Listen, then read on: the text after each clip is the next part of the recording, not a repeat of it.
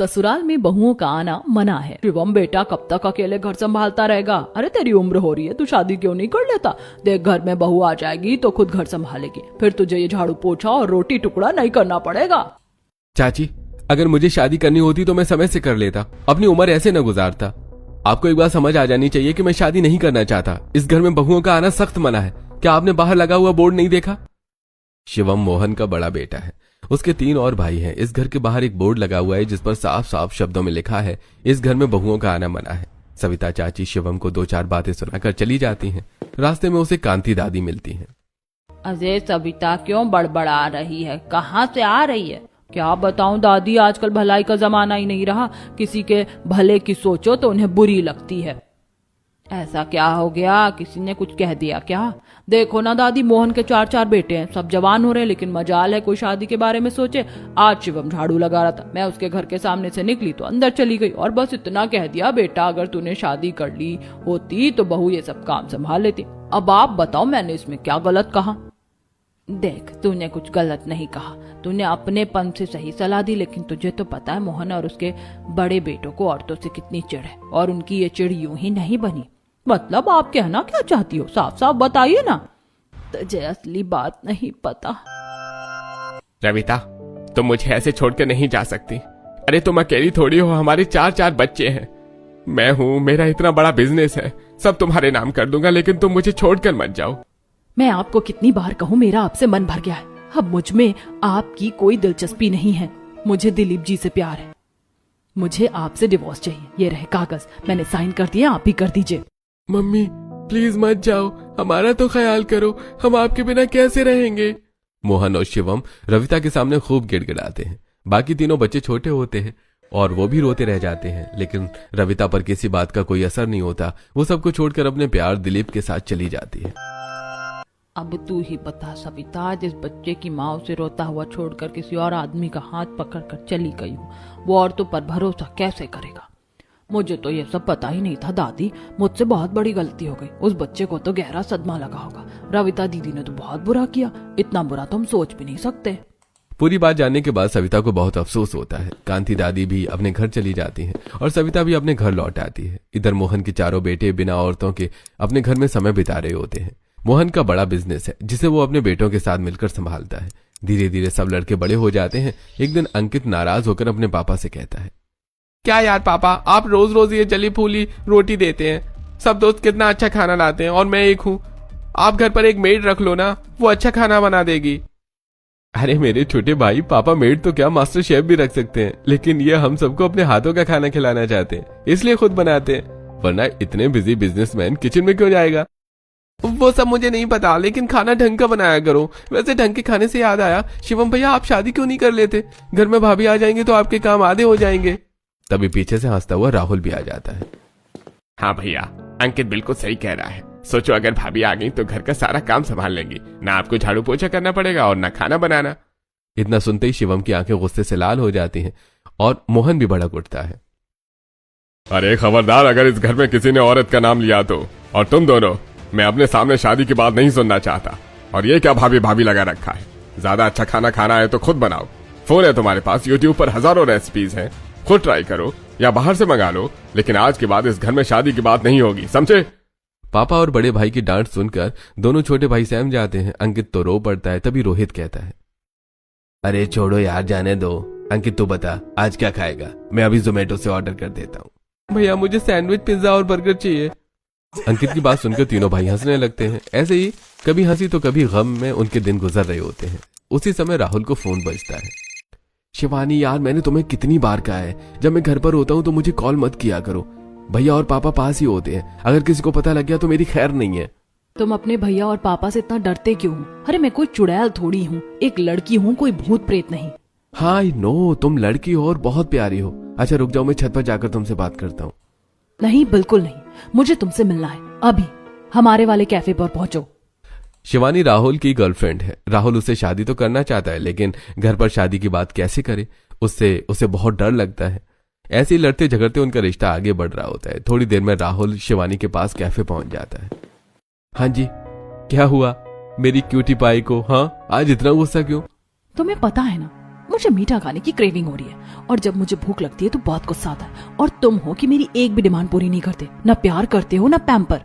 अरे बाबू, आपको किसने कह दिया कि मैं आपसे प्यार नहीं करता?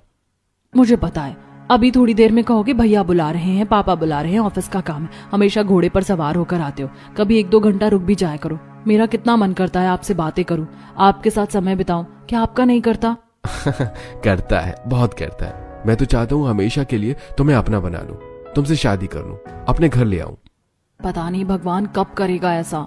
अरे चलो गुस्सा छोड़ो और कुछ ऑर्डर करते हैं। बताओ, चॉकलेट केक, ब्राउनी, पिज्जा या पास्ता? क्या? ओह हाउ क्यूट, तुम्हें मेरी सारी पसंद पता है। दोनों साथ बैठकर खाना खाते हैं, बातें करते हैं, थोड़ा सा क्वालिटी टाइम बिताते हैं। मुश्किल से 50 मिनट ही वो होते हैं कि राहुल अचानक घबरा जाता है। ओह शिट, पापा ने मुझे सब्जी लेने भेजा था, मैं सब्जी के बहाने तुमसे मिलने आया था और यहाँ आकर सब भूल गया। अच्छा सुनो, मैंने बिल दे दिया है, तुम आराम से खाकर घर चली जाना। और हाँ, बिना टाइम देखे फोन मत किया करो वरना फंस जाएंगे हम। राहुल जल्दी जल्दी वहां से निकलता है, सब्जी खरीद कर घर पहुंचता है। राहुल, तुझे क्या हो गया है आजकल? काम में बिल्कुल ध्यान नहीं है, इतनी देर लगती है सब्जी लाने में। हाँ, पहले रोहित पूरा दिन बाहर रहता था, अब वही आदत तुमने पकड़ ली है। आखिर चक्कर क्या है? पापा चक्कर तो कुछ नहीं, वो बस सब्जी वाला नहीं मिला था। राहुल इतना फनी मुंह बनाकर ये बात कहता है कि हॉल में बैठे सभी भाई हंसने लगते हैं। अच्छा चलो, अब बहाने बंद करो, जल्दी से सब्जी काटो, थोड़ा बहुत खाना बनाना भी सीखो। मैं बिजनेस के काम से बाहर जाता रहता हूँ, तो क्या तुम सब मेरे बिना भूखे रहोगे? पापा, अगली बिजनेस ट्रिप कब है? क्योंकि हम तो जोमेटो करेंगे, जोमेटो। सब हंस पड़ते हैं। ऐसे ही हंसी मजाक में दिन बीत रहे होते हैं। एक दिन अचानक शिवानी रोते हुए राहुल को फोन करती है। शिवानी, क्या हुआ? तुम रो क्यों रही हो? यार मेरा दिल बैठा जा रहा है, जल्दी बताओ। राहुल प्लीज जल्दी आओ, मुझे यहाँ से लेकर जाओ। मम्मी पापा मेरा रिश्ता कहीं और तय कर देंगे, मुझे किसी और से शादी नहीं करनी। ऐसे कैसे? तुम मना कर दो, मैं बहुत जल्द तुमसे शादी करके तुम्हें ले जाऊंगा। मैंने बहुत समझाया लेकिन वो नहीं मान रहे, कह रहे हैं तुम सिर्फ मुझे बहला रहे हो, तुम शादी नहीं करोगे। तुम मुझे बस 8 दिन का समय दो, मैं घर वालों को मनाने की कोशिश करता हूँ और प्रॉमिस, अगर घर वाले नहीं माने तो मैं तुम्हें मंदिर में शादी कर लूंगा, तुम्हें अलग घर ले जाऊंगा जहां सिर्फ हम दोनों रहेंगे। राहुल फोन रख देता है, लेकिन ये उसके लिए बहुत बड़ी मुसीबत होती है। घर में शादी की बात करना तो दूर, औरत का नाम लेना भी मना है। 8 दिन में से 5 दिन गुजर जाते हैं। शिवानी को भी लगने लगता है कि शायद उसके मम्मी पापा सही हैं। एक दिन ऑफिस में राहुल और रोहित काम कर रहे होते हैं। अचानक उनके फोन बदल जाते हैं। रोहित के हाथ में राहुल का फोन आ जाता है, जिस पर शिवानी की कॉल आ रही होती है। ये शिवानी कौन है? कोई क्लासमेट है या कोई और चक्कर है? 1 घंटे से कॉल आ रही है इसकी। भैया, मैं बहुत बड़ी दुविधा में फंस गया हूँ, प्लीज मेरी मदद करो। क्या हुआ? मैं तेरा बड़ा भाई हूँ, हर हाल में तेरे साथ खड़ा हूँ, कुछ मत छुपा, साफ साफ बता। भैया, मैं एक लड़की से प्यार करता हूँ, उसका नाम शिवानी है। मैंने उससे शादी का वादा किया है। उसके घर वाले उसका रिश्ता कहीं और कर रहे हैं और मैंने कह दिया है कि 8 दिन में शादी कर लूंगा और अब सिर्फ 2 दिन बचे हैं। ये सिर्फ तेरी नहीं, मेरी भी समस्या है। मतलब आपके साथ क्या हुआ था भैया? आज से 10 साल पहले मेरे साथ भी बिल्कुल ही ऐसा हुआ था। रोहित की यह बात सुनकर राहुल के पैरों तले जमीन खिसक जाती है। जब मैं कॉलेज में था तो मुझे एक लड़की से प्यार हो गया था। हम दोनों रिलेशनशिप में रहे, फिर वो शादी की जिद करने लगी। मैंने भैया और पापा को बताया, उन्हें मनाने की बहुत कोशिश की, लेकिन ये हर बार मुझ पर गुस्सा हो जाते थे और वही कहते थे कि तुम्हें पता नहीं है ससुराल में बहुओं का आना मना है। भैया, ये तो बिल्कुल मेरी वाली सिचुएशन हो गई। अब मैं इससे बाहर कैसे आऊं? और आपने क्या किया था? मैंने अंजलि से शादी कर ली थी और तुम्हें भी यही सलाह दूंगा कि तुम शिवानी से शादी कर लो। रोहित की बात सुनकर राहुल पूरा हैरान रह जाता है, क्योंकि घर में रोहित की शादी के बारे में तो किसी को भी नहीं पता था। भैया, आपकी शादी हो गई है और आपने हमें बताया भी नहीं। अरे कैसे बताता, तुम्हें पता है ना अपने घर की सिचुएशन। फिर मुझे लगा कि कहीं तुम लोग पापा को न बता दो, इसी डर की वजह से। तुम्हें पता है मेरी शादी को 10 साल हो गए हैं। 8 साल का बेटा और 6 साल की बेटी है। मेरा कितना मन करता है कि मैं उन दोनों को पापा से मिलवाऊं, उनके चाचा ताऊ से मिलवाऊं, लेकिन पापा और शिवम भैया ने घर में ऐसा डर का माहौल बना रखा है कि हम चाहकर भी ऐसा नहीं कर सकते। ये सुनकर राहुल की आंखें भर आती हैं। अब तो वो अपने भतीजे और भतीजी से मिलने के लिए उतावला हो जाता है। रोहित भैया, मुझे भाभी और बच्चों से मिलना है। वो तुम बाद में करना, पहले हम शिवानी के घर चलते हैं और बड़े सिंपल तरीके से शादी कर लेंगे, वो भी मंदिर में। चलो मैं तुम्हारे साथ चलता हूँ, मैं उसके मम्मी पापा से बात करूंगा। इस तरह रोहित और राहुल शिवानी के घर जाते हैं और उसके मम्मी पापा से बात करते हैं। दोनों शादी के लिए मान जाते हैं। अगले दिन एक शुभ मुहूर्त निकालकर दोनों की मंदिर में शादी होती है। रोहित की तरह राहुल भी अपनी पत्नी को किराए पर एक फ्लैट लेकर दे देता है। शिवानी, मैं आज बहुत खुश हूँ, फाइनली हम दोनों एक हो गए। लेकिन आज अगर मेरी इस खुशी में मेरे पापा और भैया शामिल होते तो ये दुगनी हो जाती। हाँ, मुझे तो समझ ही नहीं आता तुम्हारे पापा और भैया की आखिर औरतों से इतनी दुश्मनी क्यों है। शिवानी, अब ज्यादा मत सोचो, अब हम एक साथ हैं, हम इस टाइम को गंवाना नहीं चाहते। पर अब तो हम एक साथ ही रहेंगे ना, या फिर अब भी तुम ऐसे ही हड़बड़ाहट में कुछ मिनटों के लिए मुझसे मिलने आया करोगे। देखो शिवानी, मैं ज्यादातर तुम्हारे पास ही रहूंगा, लेकिन घर पर भी तो जाना पड़ेगा ना। और फिर मैं कोशिश कर रहा हूँ कि सही मौका मिले तो सबको सच बता दूं। इस तरह शिवानी और राहुल की शादी हो जाती है। दोनों साथ रहते हैं, लेकिन कुछ भी नहीं बदलता। पहले शिवानी मायके में रहती थी और अब अपने रेंट वाले मकान में अकेली रहती है। राहुल को जब घर और ऑफिस से फुर्सत मिलती है तो वो उसके पास आता है। ऐसे हंसी मजाक और नोक झोंक में कुछ दिन बीत जाते हैं। एक दिन मोहन ऑफिस में राहुल को बहुत इंपॉर्टेंट प्रोजेक्ट हैंड ओवर करता है। राहुल, ये डील हमारे लिए बहुत इंपॉर्टेंट है, तुम इसके प्रेजेंटेशन ध्यान से बनाना। राहुल उस प्रेजेंटेशन पर काम कर रहा होता है कि बीच बीच में शिवानी फोन करती है। राहुल, कितने दिन हो गए तुम मेरे पास रुके नहीं हो, आज आ जाओ प्लीज, मेरी तबीयत खराब है। शिवानी की तबीयत खराब होने का नाम सुनकर ही राहुल उल्टे पैरों उसके पास दौड़ जाता है। इधर प्रेजेंटेशन धरी की धरी रह जाती है।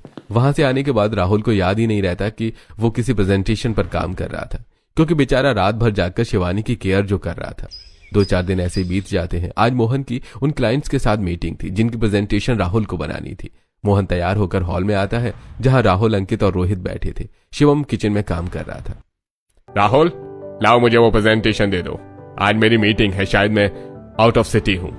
शिवम, तुम घर का सब काम संभाल लेना, और हाँ अंकित, तुम बाहर का कुछ भी ऑर्डर करके नहीं खाओगे, भैया जो बनाएंगे वही खाना है। मोहन तो तीनों भाइयों को सारी इंस्ट्रक्शन दे देता है, लेकिन प्रेजेंटेशन का नाम सुनकर राहुल का तो दिमाग घूम जाता है। हाँ भाई, कितनी देर लगती है प्रेजेंटेशन लाने में? जल्दी मेरे पास ट्रांसफर कर दो वो फाइल। पापा, वो तो क्या वो तो? अरे बनाई नहीं तुमने? और ये क्या लगा रखा है तुमने? तुम इतने गैर जिम्मेदार कब से हो गए?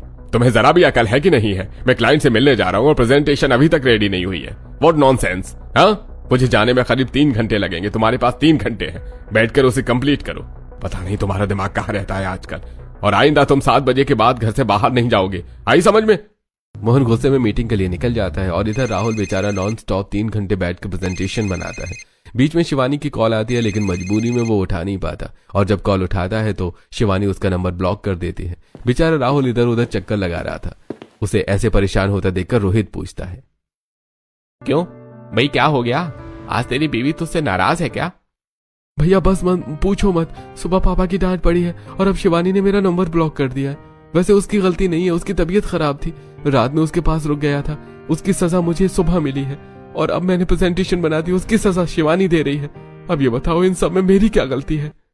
बेटा, तुम्हारी कोई गलती नहीं है, बस हम गलत घर में हैं और गलत लोगों के बीच पैदा हो गए हैं।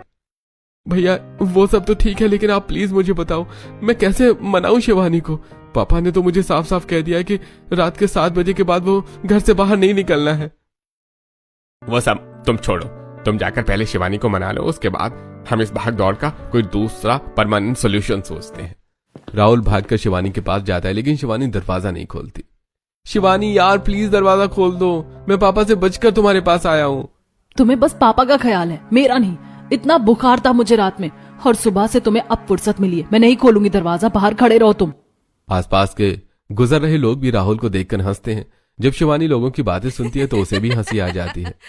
शिवानी यार, अब तो पड़ोसियों को भी पता लग गया है कि तुम मुझसे गुस्सा हो, प्लीज दरवाजा खोल दो। मैं दरवाजा खोल दूंगी, लेकिन मेरी एक शर्त है, तुम मुझे शॉपिंग कराओगे, पार्लर लेकर जाओगे, और आज का डिनर हम बाहर करेंगे। बोलो मंजूर है? हाँ बाबा, तुम जो कहो मैं वही करूंगा, बस दरवाजा खोल दो। शिवानी दरवाजा खोल देती है। राहुल उसे गले से लगा लेता है। दोनों पति पत्नी घर में बैठकर प्यार भरी बातें करते हैं। फिर राहुल उसे पहले पार्लर ले जाता है, उसके बाद दोनों शॉपिंग करते हैं और फिर खाना खाकर घर आ जाते हैं। शिवानी देखो, मैंने तुम्हारी सारी बातें मान ली है, अब मुझे जाने दो, क्योंकि पापा आज लेट नाइट तक आएंगे तो मैं उनके आने से पहले ही घर चला जाऊंगा। वो सब तो ठीक है, लेकिन ऐसे कब तक चलेगा? बस कुछ दिन और, क्योंकि रोहित भैया कह रहे थे कि हम अब घर पर बात करेंगे। शिवानी को समझाकर राहुल अपने घर आ जाता है। ऐसे ही 1-2 दिन बीत जाते हैं। रोहित भैया, मैं तो आज पापा से बात कर रहा हूँ शादी के बारे में, मुझसे नहीं हो रहा है ये रोज रोज का ड्रामा। पापा का काम कर देता हूँ तो शिवानी गुस्सा, और शिवानी का काम कर देता हूँ तो पापा गुस्सा। मैं तो बीच में फंस गया हूँ। हाँ बेटा, लास्ट ट्राई कर लो, वरना हमारा तो काम चल ही रहा है। वैसे बेस्ट ऑफ लक। ये कहकर दोनों भाई मोहन और शिवम के पास चले जाते हैं, जहां वो दोनों बैठकर कुछ डिस्कस कर रहे थे। पापा, हम दोनों को आपसे जरूरी बात करनी है। हाँ बताओ, क्या जरूरी बात करनी है? पापा, भैया मैं वो कह रहा था कि हम दोनों को शादी करनी है। असल में हमारी गर्लफ्रेंड्स हैं और हमने उन्हें शादी की कमिटमेंट कर रखी है। तुम्हारी हिम्मत कैसे हुई गर्लफ्रेंड बनाने की? तुम्हें बचपन से एक बात सिखाई है ना मैंने कि इस घर में औरतों का आना सख्त मना है, तो तुम शादी की बात कैसे कर सकते हो? इधर शिवम के हाथ में कांच का गिलास होता है। इन दोनों की शादी की बात सुनते ही उसके हाथ से गिलास छूट जाता है और जमीन पर टूट जाता है। उसके बाद वो गुस्से में पूरा टेबल उलट कर रख देता है। तुम दोनों को क्या हो गया है? शादी शादी, अरे क्या शादी के बिना कोई जिंदगी नहीं है क्या? जब कोई औरत आएगी और इस बीच मझधार में तुम्हें छोड़कर चली जाएगी ना, तब तुम्हें समझ आएगा औरत क्या होती है और हम तुम्हें क्यों मना करते हैं। खबरदार, आज के बाद अगर तुम दोनों ने इस घर में शादी का नाम भी लिया तो। शिवम बिल्कुल ठीक कह रहा है। मैं तुम दोनों को अपनी जायदाद से बेदखल कर दूंगा अगर आइंदा से ऐसी हरकत हुई तो।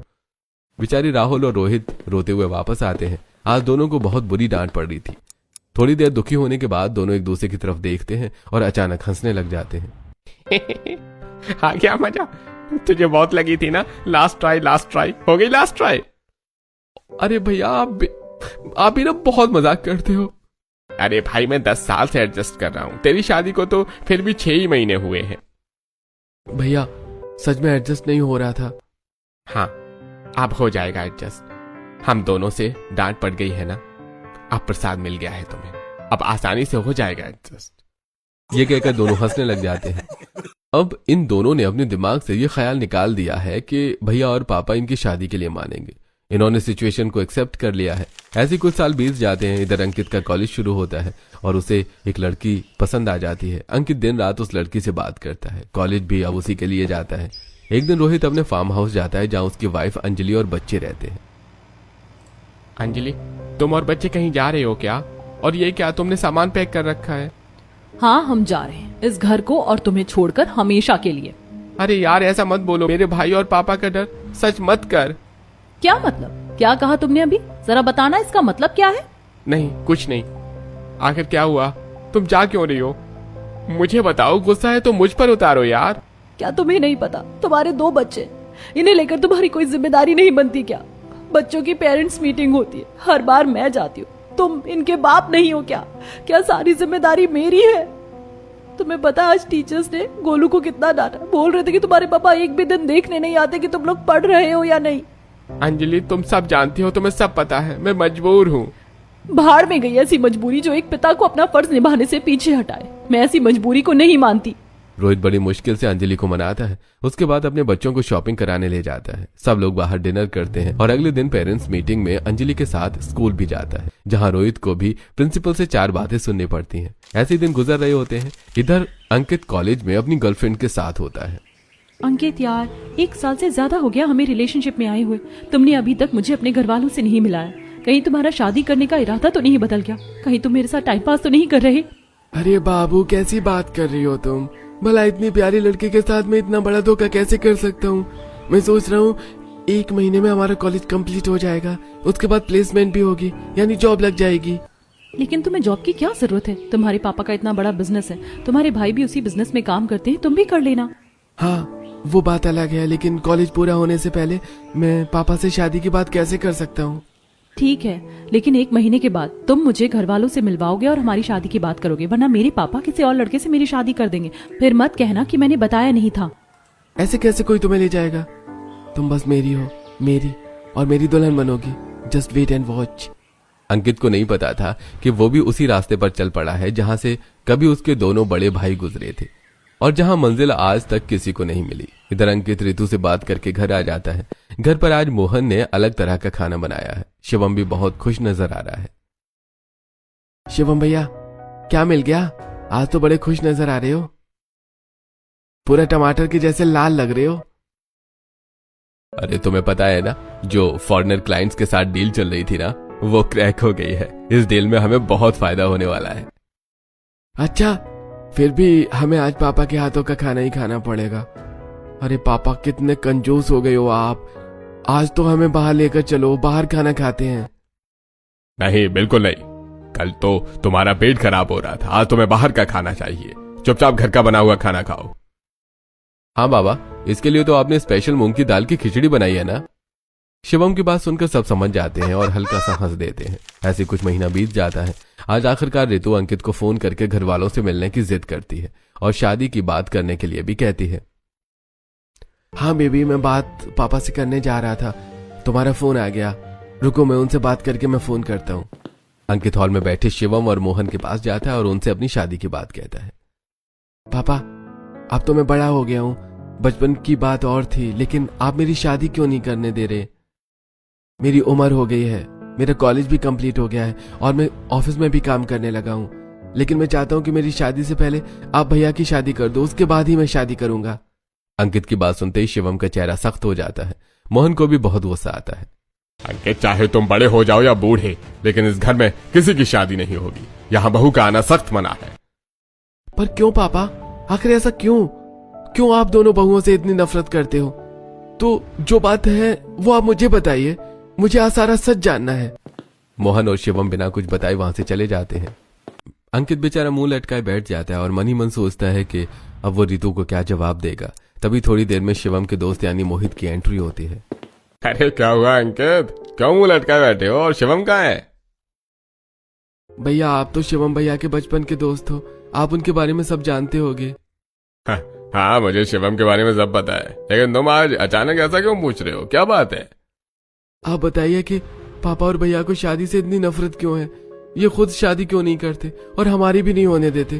और हमारे घर पर जो बोर्ड लगा है उसमें क्यों लिखा है कि ससुराल में बहुओं का आना सख्त मना है? पहले तो मोहित कुछ देर सोचता है, लेकिन जब अंकित बार बार जिद करता है तो उसे सच्चाई बतानी पड़ती है। दरअसल जब तुम बहुत छोटे थे तब तुम्हारी माँ तुम सबको छोड़कर दिलीप अंकल के साथ चली गई। उन्होंने मोहन अंकल को तलाक दे दिया था।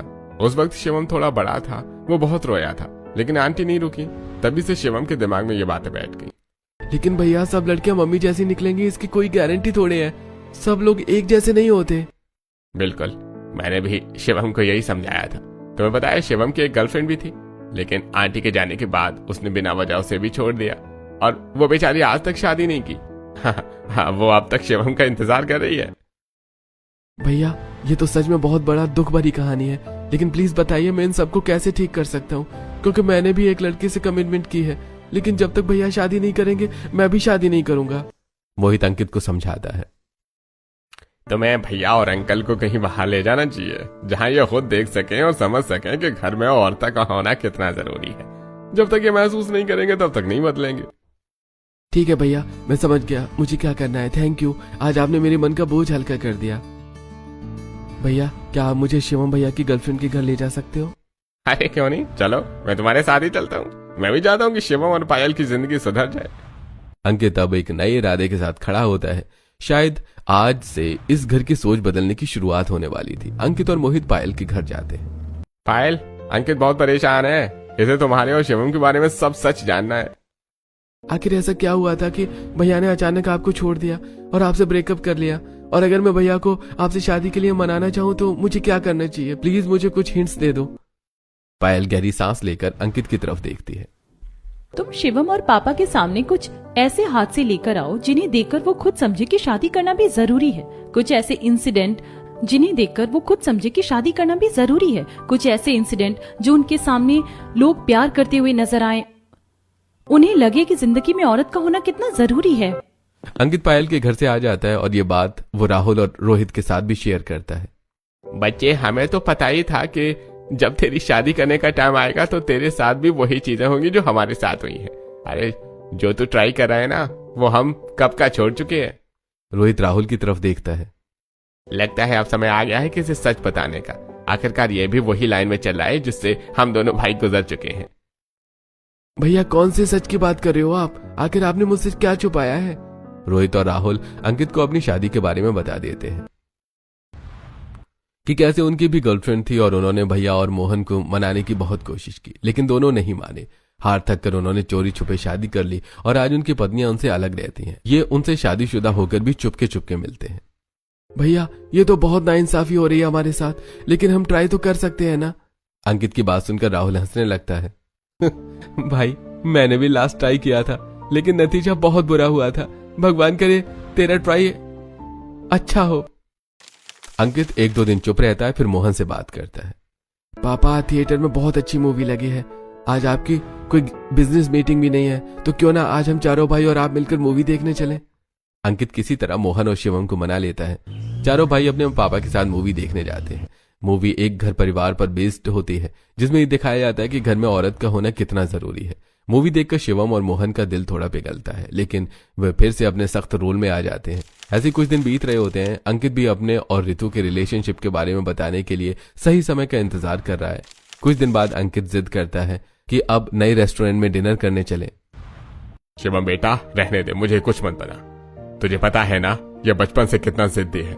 चलो हो जाओ तैयार, आज हम सब अंकित की पसंद वाले नए रेस्टोरेंट में खाना खाने जाएंगे। ये सुनकर अंकित बहुत खुश होता है। पहले तो वो मुंह लटकाकर सोफे पर बैठा था, या फिर रेस्टोरेंट जाने के नाम से तुरंत तैयार होकर आता है। इस तरह सब नए रेस्टोरेंट में पहुंचते हैं। अंकित जानबूझकर एक कपल के पास वाली टेबल बुक करता है। देखो ना रोहित भैया, कितने सारे कपल हैं, साथ में कितने अच्छे लग रहे हैं, है ना शिवम भैया। जिंदगी में एक पार्टनर तो होना ही चाहिए जो आपकी केयर करे, अच्छे बुरे वक्त में संभाले, लेकिन हमारी ऐसी किस्मत कहाँ है। अंकित जानबूझकर ये बातें करता है ताकि मोहन और शिवम को समझ आए कि शादी जरूरी है। घर लौटते समय एक ओल्ड कपल दिखता है। बूढ़ी औरत अपने पति को सहारा देकर चला रही होती है। वाह क्या प्यार है, प्यार हो तो ऐसा जो जन्मों जन्मों साथ निभाए। देखो जरा, साथ निभाने वाले बहाने नहीं ढूंढते। भाई तू तो शायर बनने लगा है। चल अब चाबी दे, दरवाजा खोल, काफी रात हो गई है, घर में ही जाना है हमें। लेकिन अंकित की बात मोहन के दिल में बैठ जाती है। सब लोग अपने अपने कमरे में सोने चले जाते हैं। ऐसे ही 1-2 दिन बीत जाते हैं। अब रोहित, राहुल और अंकित मिलकर प्लानिंग करते हैं और पायल को घर बुलाते हैं। तुम यहाँ क्या कर रही हो? अब क्या लेने आई हो? जाओ अपने आशिक के पास, मेरे पास तुम्हारे लिए कुछ भी नहीं है। शिवम, आज से 8 साल पहले भी तुम उसी गलतफहमी में थे और आज भी हो। मेरी बात तो सुन लो। ये कौन है? तुम इससे बात क्यों कर रही हो?